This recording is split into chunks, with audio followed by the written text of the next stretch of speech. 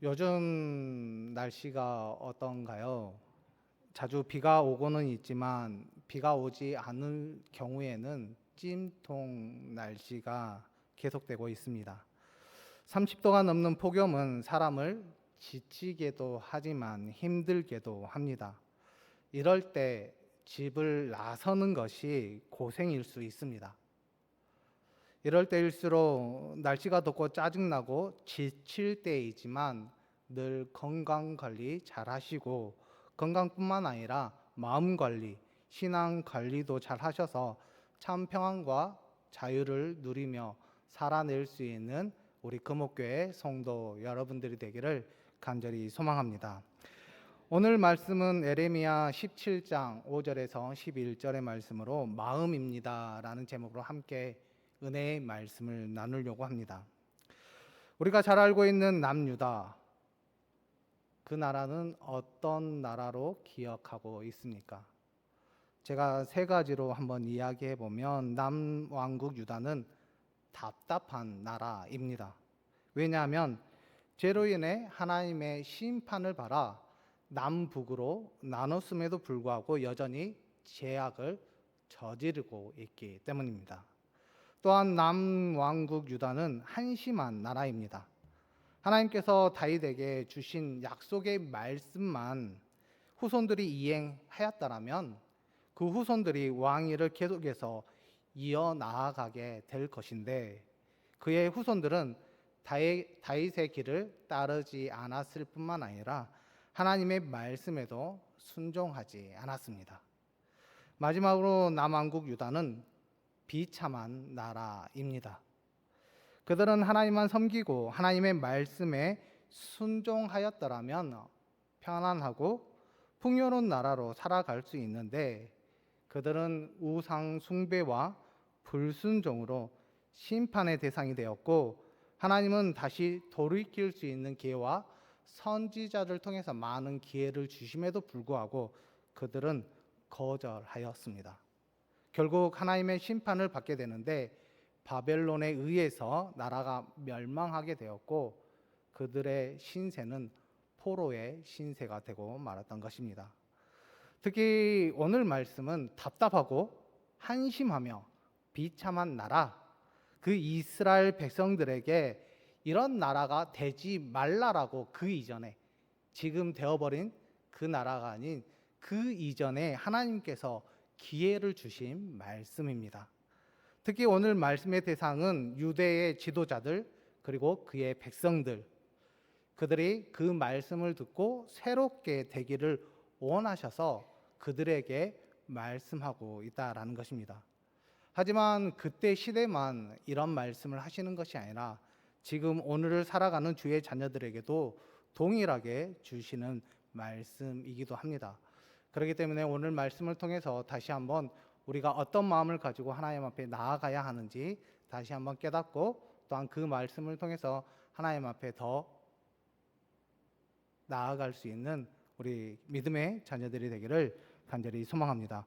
오늘 본문 말씀을 보면 5절에서 8절까지의 말씀을 보면 내용도 단어도 서로 대조를 이루는 말씀 구절이 있습니다. 특히 6절의 말씀을 보면 이런 단어가 나와 있습니다. 사막의 떨기나무, 그리고 8절에는 물가에 심겨진 나무, 이렇게 두 그루의 나무를 이렇게 말하고 있는데요. 이 두 그루의 나무를 한번 살펴보면 물이 없는 사막에 심겨진 나무는 어떤 열매도 기대할 수 없습니다. 그렇다고 해서 뿌리가 깊거나 단단하게 뻗쳐 있는 것도 아닙니다. 오히려 자기 자신의 생명 연장으로 그 하나만으로 만족해야 할 나무가 바로 사막의 떨기나무입니다. 이와 반대로 물가에 심겨진 나무는 평생 물 걱정 없는 곳에 심겨져 있기에 많은 열매를 바라볼 수 있으며 자기의 아름다움과 풍성함을 보일 수 있기에 많은 사람들에게 유익을 끼칠 수 있습니다. 그것뿐이겠습니까? 8절의 말씀을 보면 이렇게 나와 있습니다. 그는 물가에 심겨진 나무가 그 뿌리가 강변에 뻗치고 더위가 올지라도 두려워하지 아니하며 그 잎이 청정하며 가무는 해에도 걱정이 없고 결실이 그치지 아니함 같으리라. 나무가 물가에 있기 때문에 뿌리가 깊고 단단하게 뻗쳐 있습니다. 그것뿐이겠습니까? 더위가 와도 걱정이 없으며 결실이 그치지 않기 때문에 최적의 장소, 최고의 모습으로 자랄 수 있다라는 것입니다. 5절과 8절의 말씀을 통해서 두 구류의 나무를 비교한 것과 같이 이 사항을 비교하면서 말씀하신 또 구절이 있습니다. 그 구절이 5절의 말씀을 보면 이렇게 나와 있습니다. 사람을 믿으며 육신으로 그의 힘을 삼는 사람. 그리고 7절에서는 여호와를 의지하며 여호와를 의뢰하는 사람. 즉 앞에서 말하는 사막의 떨기나무와 물가에 심겨진 나무를 비교한 것과 같이 사람을 믿으며 육신으로 그 힘을 삼는 사람, 그리고 여호와를 의지하고 여호와를 의뢰하는 사람을 또한 비교하고 있다라는 것입니다. 그렇다면 먼저 사람을 믿고 사람을 의지하는 사람은 어떤 사람이냐? 거기에는 자신도 포함되어 있다라는 것입니다. 즉 이들은 사람의 권세와 재물, 경험과 지혜를 의지합니다. 또한 이들의 생각에는 철저하게 인본주의로서의 삶을 살고 있고 그런 생각을 갖고 있기 때문에 사람이 하지 못하는 일이 없다라고 철저하게 믿고 있기에 사람을 의지합니다. 어떻게 보면 무지한 것 같이 보일 수도 있고 또 어떻게 보면 교만하게 짝이 없는 것 같이 보일 수 있습니다.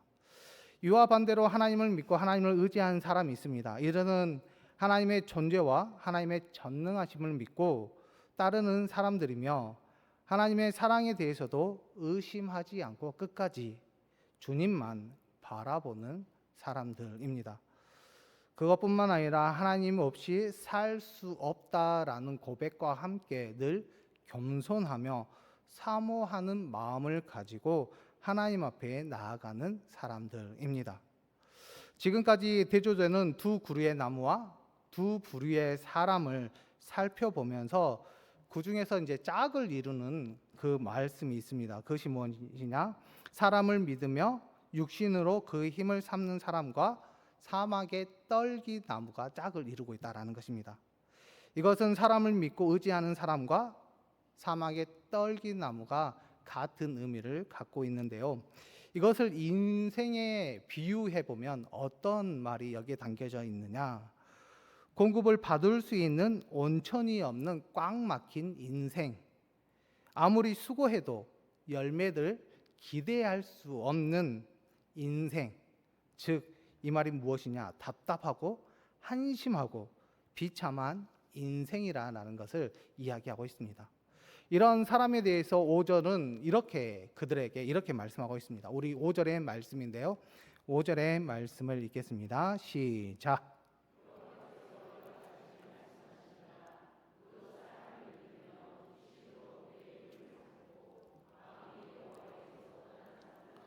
저주를 받을 것이라. 아멘.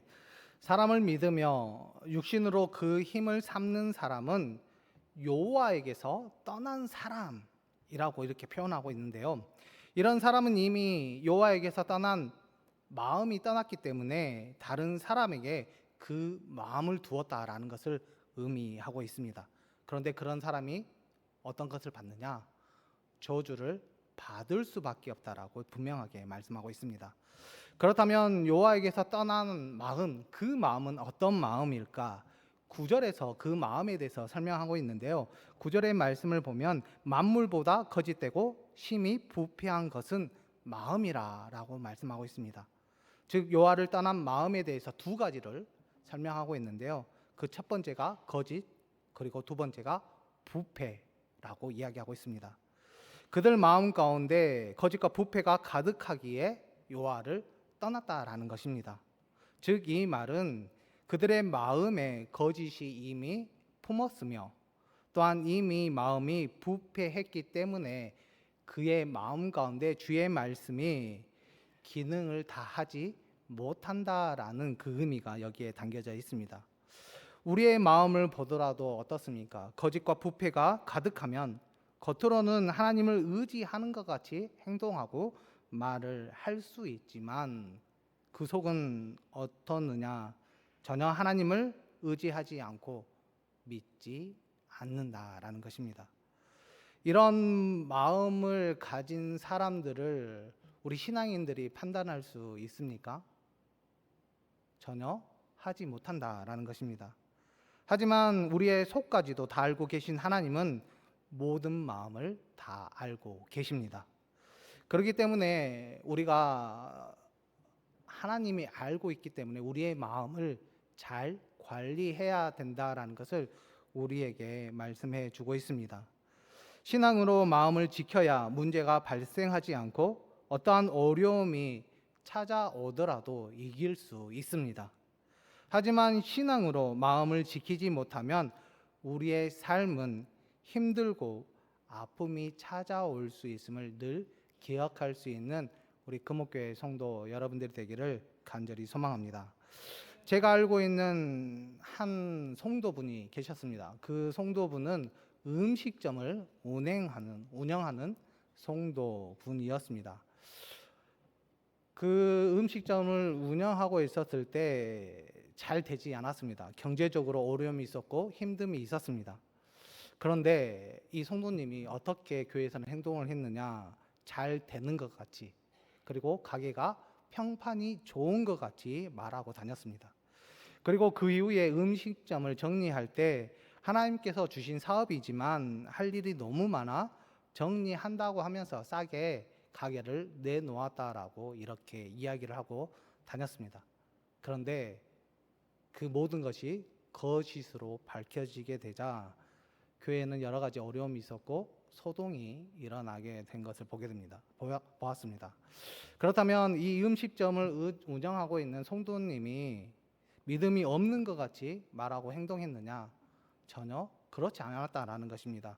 봉사도 하고 신앙이 좋은 것 같이 이야기도 했으며 또한 신앙 생활에 있어서 남들보다 모범을 보였다라는 것입니다. 그런데 그의 속마음은 어떻습니까? 전혀 그렇지 않았다는 것. 진실을 이야기보다는 남을 속이는 데 더 힘을 쏟았다라는 것입니다. 그러기에 우리 마음에 거짓과 부패가 담기지 않도록 늘 주의할 수 있는 우리 믿음의 자녀들이 되었으면 좋겠습니다. 거짓과 부패가 우리의 마음을 지배하는 순간 우리는 하나님의 자녀가 되는 것이 아니라 사탄의 자녀로 전락할 수밖에 없다라는 것입니다.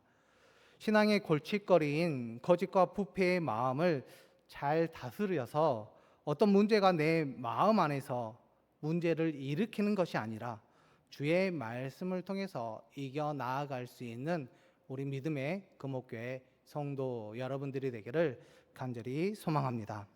이제 여호와를 의지하고 여호와를 의뢰하는 사람, 그리고 물가에 심겨진 나무, 그에 대한 말씀입니다. 이 말씀은 하나님을 믿고 의지하고 의뢰하는 사람은 물가에 심겨진 나무와 같다라고 이야기하고 있는데요.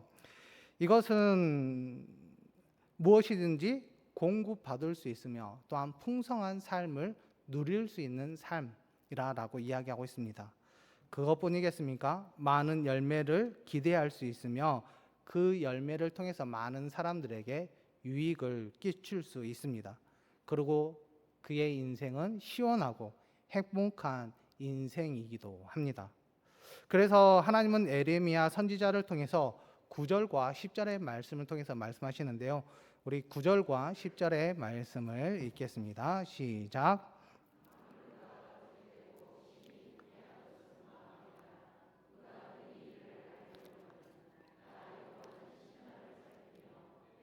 시험하고 각각 그의 행위와 그의 행실대로 보응하나니.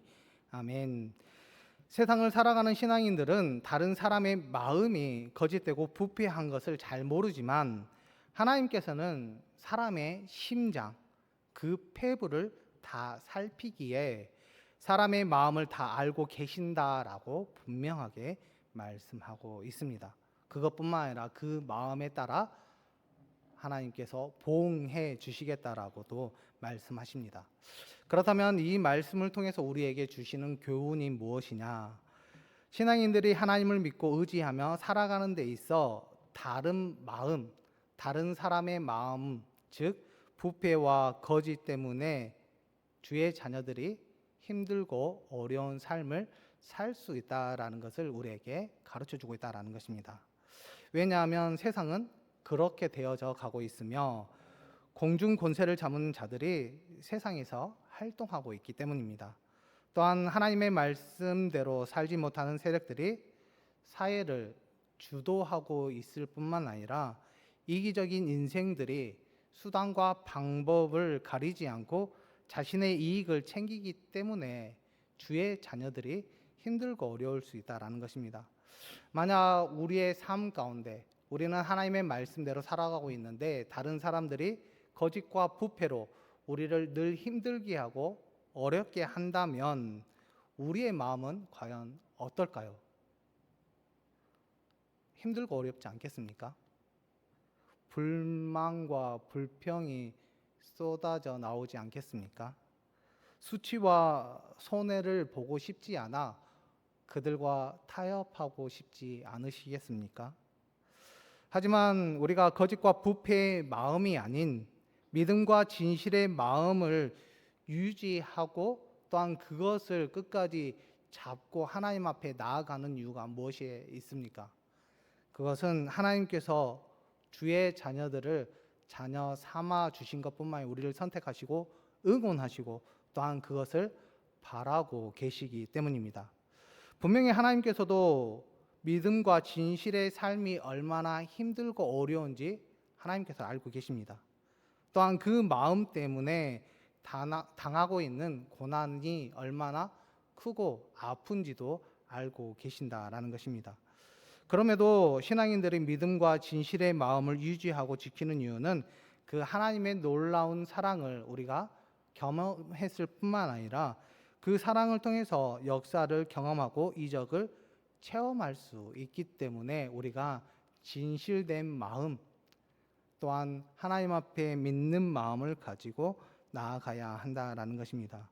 만약 거짓된 마음과 부패한 마음이 모든 것을 잃은 것뿐만 아니라 후회한 인생으로 전락할 수 있기 때문에 우리가 믿음과 진실을 지킴으로 하나님 앞에 나아가는 인생이 복된 인생인지 우리가 늘 기억하시고 그 복된 인생이 될 수 있도록 우리가 진실된 마음으로 하나님 앞에 나아갈 수 있는 믿음의 자녀들이 되기를 간절히 소망합니다. 분명 잠언 16장 32절에서도 이렇게 말씀하고 있습니다. 자기의 마음을 다스리는 자는 성을 빼앗는 자보다 나으니라. 남의 성을 빼앗는 것은 힘들고 어렵습니다. 하지만 그만큼 자신의 마음을 관리하는 것이 남의 성을 빼앗는 것보다 더 어렵다라고 지금 말씀하고 있습니다. 신앙에 있어서 가장 중요한 것은 마음입니다. 그러기에 우리가 마음을 잘 관리할 수 있는 우리 금옥교회 성도 여러분들이 되기를 간절히 소망합니다. 하나님 위의 것이 마음에 자리 잡지 않도록 단호하게 거부하시고 또한 말씀에서 벗어난 것이 있다면 절대로 타협하지 않는 우리 믿음의 자녀들이 되어야 합니다. 신앙의 중요한 자리에 우리의 마음, 하나님의 말씀이 자리 잡을 수 있도록 우리가 믿음의 뿌리를 굳건히 내리시고 그 말씀을 통해서 우리가 믿음 안에 살아가게 된다면 우리의 마음은 어떠한 유혹에도 흔들리지 않고 끝까지 주님만 바라보며 주님과 함께 할 수 있는 귀한 마음이 될 수 있도록 하나님께서 함께 해주시고 역사해 주실 줄 믿습니다. 그렇기 때문에 우리가 그 마음을 꼭 가지고 하나님 앞에 나아갈 수 있는 우리 믿음의 자녀들이 되었으면 좋겠습니다. 말씀을 정리하려고 합니다. 저는 저번 주에 인도네시아 선교팀이 스리카톤 지역 즉 교회를 다녀왔습니다. 그곳의 환경은 열악했습니다. 아이들은 운동화를 신고 싶은데 너무 비싸서 운동화를 신지 못했습니다. 또한 어른들 역시 일은 하고 싶지만 환경과 여건이 되지 않아 일을 하지 못했고 또한 일을 하더라도 작은 임금 때문에 생활하기가 너무나도 어려운 상황이었습니다. 그것뿐만 아니라 그들의 수명은 60세가 되지 않았습니다. 그리고 인구의 전체 종교는 이슬람교가 85%를 차지하고 있었습니다. 이렇게 어렵고 힘들고 또한 많은 아픔이 있는 그 인도네시아 스리카톤 교회는 주님을 의지하고 신실한 마음으로 주님을 바라보는 교회였습니다. 그것뿐만 아니라 주님께서 인도해 주실 것이라는 그 믿음으로 인도네시아를 주님의 나라가 되기를 소망하며 하나님의 말씀대로 살아가고 있는 교회였습니다.